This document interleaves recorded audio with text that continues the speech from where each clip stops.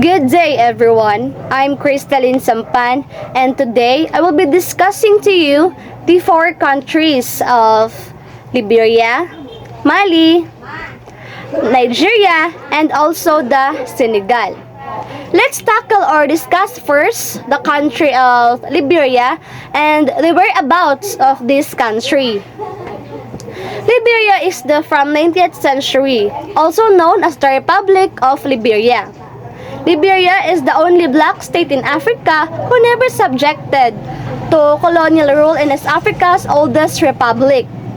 It was established on land acquired for people who formerly had been enslaved in the United States by the American Colonization Society, which founded at Colony at Cape Mesurado in 1821.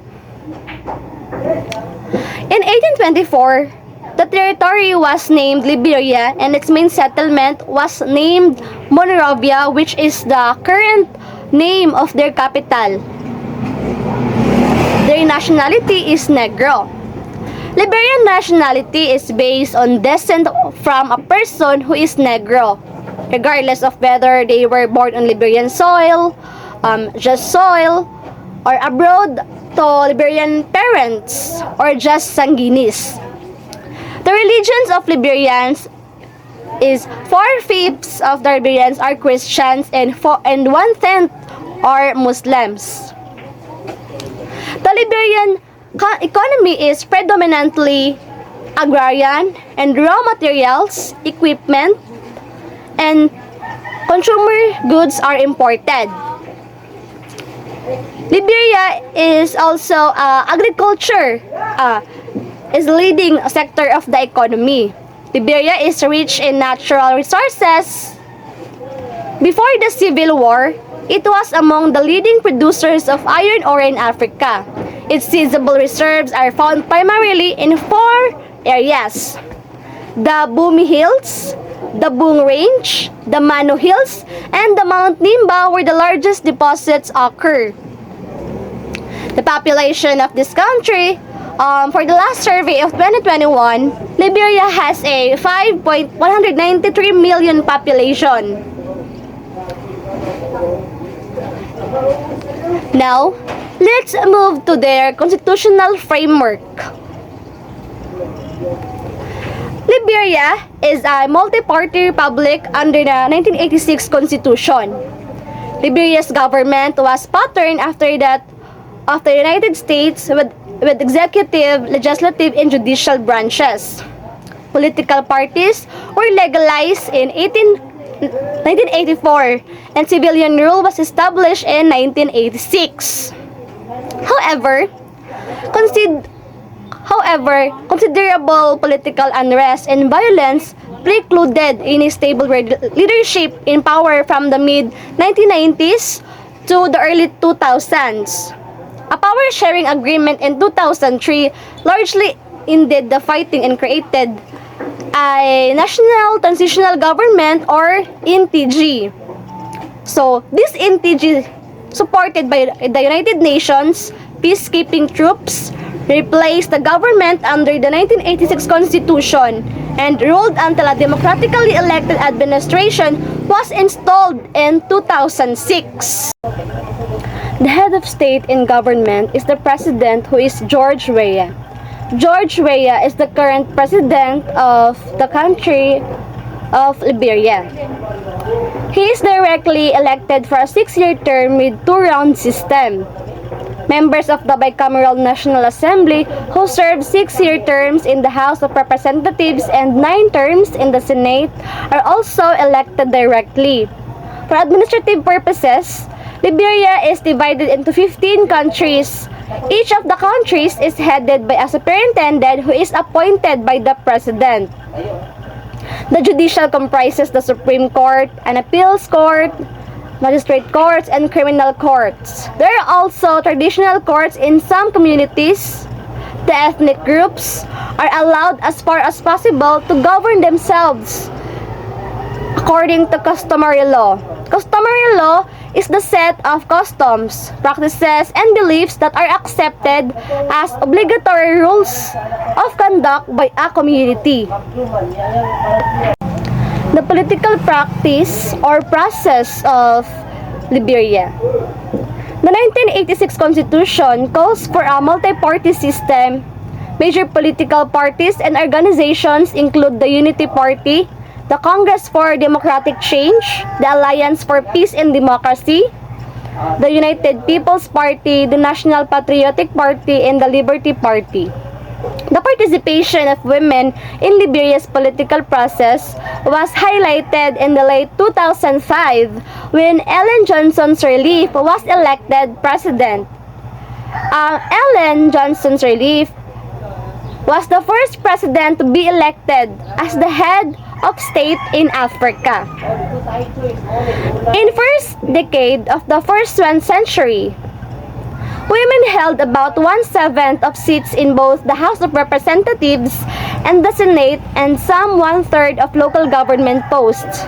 In addition, women have served as ministers and deputy ministers in the cabinet and as justices on the Supreme Court. On the other hand, Liberia's political party is still in transition from dictatorship and civil war to democracy. Liberia's government is based on the American model of a republic with 3 equal branches of a government. Though in reality, the president of Liberia has usually been the dominant force in Liberian politics. All citizens who are 18 years or older may register to vote in elections. Under Article 83 of the Constitution, elections are held on the second Tuesday of October every election year, with presidential runoff election being held on the second Tuesday following the announcement of the results of the first round. So we all know, di ba, na ang Liberia is na sila 2-round systems of elections. Ilabi na if presidential declaration or presidential election rather. Now, let's move to the country or nation of Mali. The capital of Mali is Bamako. The national capital, Bamako, is located on the Niger River and is rapidly growing city because of increased migration from the depressed rural areas. Their nationality was Malian. Although Mali is one of the largest countries in Africa, it has a relatively small population which is largely centered along the Niger River. The language of Mali is Bambara. Their language was called Bambara. The country has 13 official languages, of which Bambara is the most commonly spoken. So maraming para silang countries or languages doon, but they commonly use the Bambara language. The Bambara or Bamana ethnic group and language predominate with several other groups including the Fulani or Fulbi, Dugon, and Tuareg also present in the population. Agriculture is a dominant economic sector in the country, with cotton production, cattle and camel herding, and fishing among the major activities. The 3 great pre-colonial Sudanic empires, that area is now Mali, once one part of the 3 great pre-colonial Sudanic empires. The three great Sudanic empires was the Ghana, Mali, and Songhai. The population of Mali is 21.9 million with 67% of which was estimated to be under the age of 25 in 2017. Now, let's move to their constitutional framework. Mali gained independence in 1960, guaranteed parliamentary democracy, although the provisions of it were not fully implemented. It was suspended after a military government took power in 1968, and a new constitution approved in a national referendum in 1974 and enacted in 1979. The Malian People's Democratic Union or Union Democratique du Pueblo Malien or UDPM, the country's sole legal party until 1991. In 1992, A third constitution was approved, providing for the separation of powers into three government branches, including a unicameral National Assembly as the legislative body. It also guaranteed the right to multi-party politics. It also guaranteed the right the members of the assembly are popularly elected to 5-year terms, as is the president.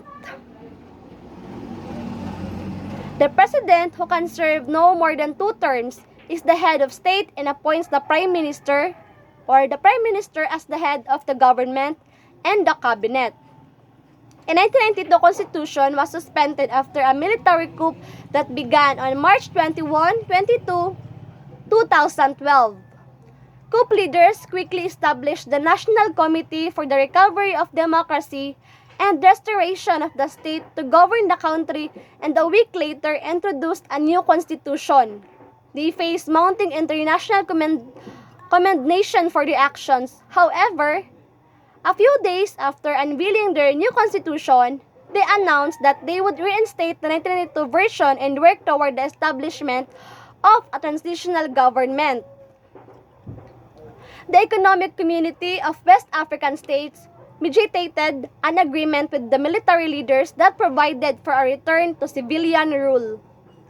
Mali's deposed president officially resigned, so the presidential succession plan detailed in Article 36 of the 1992 Constitution could be enacted, with the President of the National Assembly being sworn in as interim president of April 12, 2012.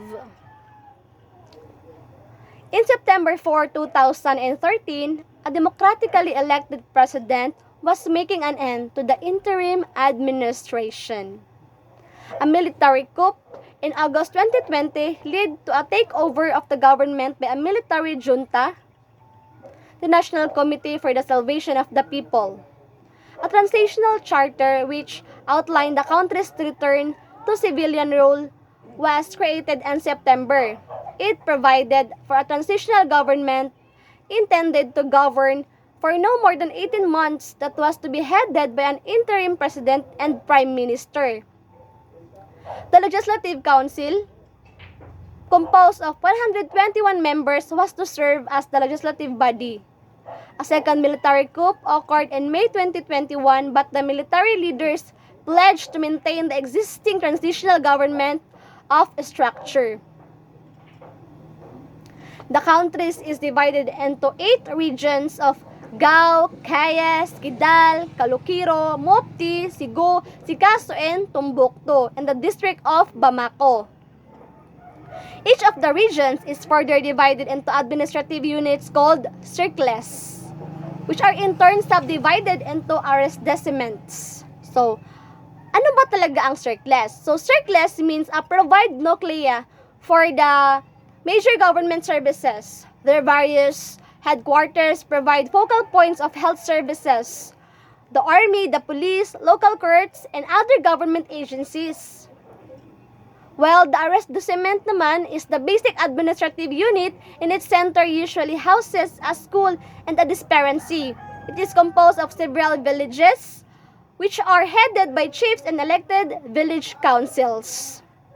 Each region is administered by a governor who coordinates the activities of the circles and implements economic policy. Now, let's proceed to their political process. Since 1960, new law codes have liberated women from traditional restraints, defined the rights and duties of citizens, and modified the penal procedure. So, the 1992 Constitution furthered women's rights considerably, although constitutional guaranteed rights for women have not always been carried out in practice. Mali has universal adult suffrage. So, when we say suffrage, ito yung karapatan ng isang tao na bumoto. Women and minorities have served in government positions, but in limited numbers only. In the early 21st century, ethnic minorities and marginalized populations together held about 1/10 of the National Assembly seats, as did women. Women have also held cabinet posts and served on the Supreme Court, and the court's first female prime minister was appointed in 2011. The country has had political parties at various times since it gained independence in 1960. Under the first president, Modibo Keita, the Sudanese Union Party eventually became the only party until the military took over in 1968. Civilian government returned in 1979 when the country was led again by a one-party system. This time, the Malian People's Democratic Union, headed by Moussa Traoré, who was ultimately deposed in 1991 in favor of another military government led by Amadou Toumani Touré. Political parties once again allowed in 1992, and Alpha Konaré of the Alliance for Democracy in Mali was elected president that year. Since then, many political parties have been active in Mali.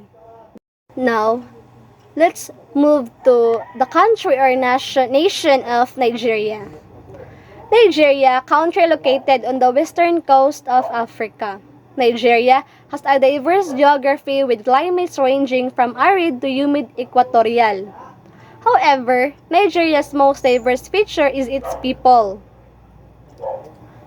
Nigeria has hundreds of languages are spoken in the country, including Yoruba, Igbo, Fula, Hausa, Ido, Ibibio, Tiv in English. The country has abundance of natural resources, notably large deposits of petroleum and natural gas. The national capital is called Abuja. In the Federal Capital Territory, which was created by decree in 1976, Lagos, the former capital, retains its standing as the country's leading commercial and industrial city. Nigerian people are citizens and people with ancestry from Nigeria. Nigeria is composed of multiple ethnic groups and cultures, and the term Nigerian refers to a citizenship-based civic nationality. Nigerians derive from over 250 ethnic groups and languages. Population of Nigeria to 1950 to 2023. In December, Nigeria's population was estimated at around 226.2 million. Now, let's move to their constitutional framework. Under the 99th Constitution, executive power is a president who serves as both the head of state and the chief executive, is directly elected to a 4-year term and nominates the vice president and members of the cabinet. The Constitution provides a bicameral National Assembly, which consists of House of each state, elects 10 members to the House of Representatives for 4-year terms of the Senate. 3 from each state and 1 from the Federal Capital Territory also are elected to 4-year terms. There are 2 tiers of government, the state and local. Below the federal level, the functions of the government at the local level were oppressed by the state government until 1988, when the federal government decided to fund local government organizations directly and allowed them for the first time to function effectively.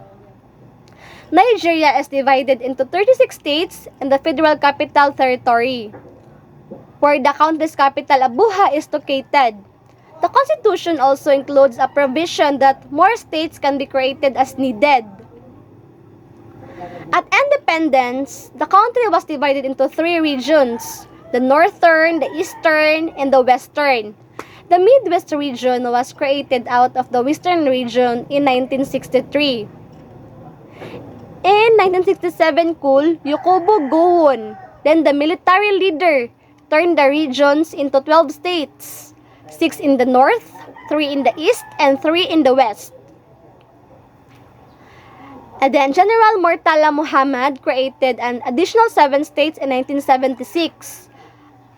General Ibrahim Babangida created 11 more states, 2 in 1987 and 9 in 1999, for the total of 30. In 1996, General Sani Abaca added 6 more states. Just try to look in the monitor. Makikita nyo kung sino yung mga tao na aking tinutukoy dito.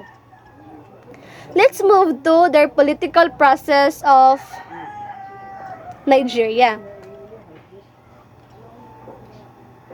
The Constitution grants all citizens at least 18 years of age the right to vote. The Action Group or AG and the Northern People's Congress or NPC were the major Nigerian parties when the country became independent in 1960. Nigerian parties when the country became independent in 1960. However, the regional rather than national focus. The AG represented the West, the NPC the North, and the National Council for Nigeria and the Cameroons the East.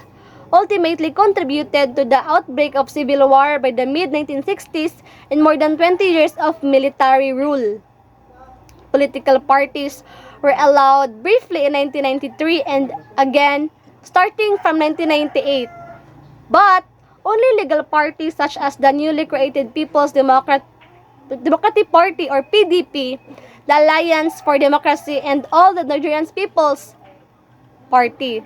Since then, many other parties have been created, most notably all the Progressive Congress or the APC, the All Progressive Grand Alliance or APGA, and the Labour Party. Women have participated in the government since the colonial period, especially in the South. Their political strength is rooted in the pre-colonial traditions among particular ethnic groups, such as the Igbo, which gave women the power to correct excessive male behavior known as sitting on a man. Igbo women, showing their strength, rioted in 1929 when they believed colonial officials were going to levy taxes on women. Yoruba market women exercise significant economic power, controlling the markets in such Yoruba activities as Lagos in Ibadan. Some ethnic groups such as the Edo, who constituted the Kingdom of Benin, also gave important political power to women. The mother of the Uba or king played an important part in the pre-colonial state. Women such as Funmilayo Ransumi Kuti. Makikita niyo dyan sa monitor kung sino si Funmilayo Ransumi Kuti, the mother of the musician Fela and the human rights activist and physician Beko, actively participating in the colonial struggle, and several women have held ministerial positions in the government. Although Nigerian women may wield influence and political power, particularly at the familial and local level, this has not always been reflected at the federal level. In the early 21st century, women made up about 5% of the House of Representatives and the Senate. Again, let's move to the last country of our discussion, which is the Senegal. Senegal country in Western Africa, located at the westernmost point of the continent and served by the multiple air and maritime travel routes. Senegal is known as the Gateway of Africa. The country lies at an ecological boundary where semi-arid grassland, oceanfront, and tropical rainforests converge.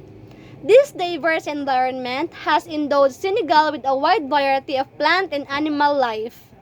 It is from this rich natural heritage that the country's national symbols were chosen, the baobab tree and the lion. French control in the late 19th century, it remained a colony of France until 1960, when under the leadership of the writer and statesman Leopold Senghor, it gained its independence, first as part of the short-lived Mali Federation and then as wholly sovereign state. Dakar is the capital and largest city of Senegal. This lively and attractive metropolis, located on Cape Verde Peninsula along the Atlantic shore, is a popular tourist destination. Although the government announced plans to eventually move the capital inland, Dakar will remain one of Africa's most harbors, and an economic and cultural the center of West Africa as a whole. Senegalese people are predominantly Muslim. Senegal is home to several international renowned musicians and artists. Other aspects of Senegalese culture have traveled into the larger world as well. Most notably, Senghor's espousal of negritude. It means a literary movement that flourished in the 1930s to 40s and 50s, and that emphasized African values and heritage. Senegal population in 2023 is estimated at 16.88 million population in 2021. Their constitutional framework is the first constitution of Senegal was promulgated in 1963 and revised through March 1998. A new constitution approved by voters rather in January 2001 and since amended proclaims fundamental human rights, respect for individuals and collective property rights, political, trade union, and religious freedoms, and a democratic and secular state. Senegal is a multi-party republic. The 2001 constitution provides for a strongly centralized presidential regime. The head of state is the president, who is elected by direct universal adult suffrage and can be elected to 2 to 5-year term. The prime minister, appointed by the president, is the head of government. Ministers are appointed by the president. Senegal has a unicameral legislature, the National Assembly, which most members directly elected. The remaining members are indirectly elected. All legislatures serve 5-year terms. Judicial, executive, and legislative powers are separated. Senegal is divided into 14 regions, which in turn are divided into departments and arrondissements. Each region is administered by a governor whose role is coordinate and who is assisted by 2 deputy governors, one dealing with administration and other with development. On dealing with administration and the other with development, regional assemblies, the powers of which were increased in 1996, are composed of general councilors responsible for local taxation. In each department, the prefect represents the republic, as do the ministers. There are also autonomous urban communes. Judicial power in Senegal is exercised by the Constitutional Council, the Council of State, the Court of Cassation, the Court of Accounts, and the Court of Tribunals. Senegal also has a High Court of Justice, whose members are elected by the National Assembly. The High Court tries government officials for crimes committed while in performance of their government duties. Now, let's proceed to their political process. The Senegalese played a pioneering role in development of a modern political system in the territories of French West Africa. At first, political life was once concerned only to an elite consisting of intellectuals, traditional chiefs, and the inhabitants of the 4 communes, the Saint Louis, Dakar, Rufisque, and Gori, who had been French citizens since 1916. After World War II, universal suffrage was introduced in stages, and the electorate increased from 890,000 voters in 1958 to 3,164,87 in 1998. The Senegalese citizens now participate in the election of the president, members of the National Assembly, and regional municipal councilors. Senegal has a solidly entrenched multi-party system that is guaranteed by constitutional provision. Elections are contested by several parties representing a wide range of political views. In spite of this diversity, party politics since national independence was long dominated by the Socialist Party until 1976, the Senegalese Progressive Union. Not until the 21st century did another party become dominant. In addition to political party and trade union activities, other institutions also permit participation in the political process. This includes societies for mutual assistance, which are organized at the regional as well as the village level, youth associations, and religious groupings, which are most influential. Muslims, particularly the Sunnis, are aware of their political power and have even called for the establishment of an Islamic state. The government remains committed to a secular state. Mami Medior Biome became Senegal's first prime minister in 2001. There have been several other women ministers in the government, and women accounted for almost two-fifths of members in the National Assembly after the 2012 elections. I hope you learned something today. Thank you.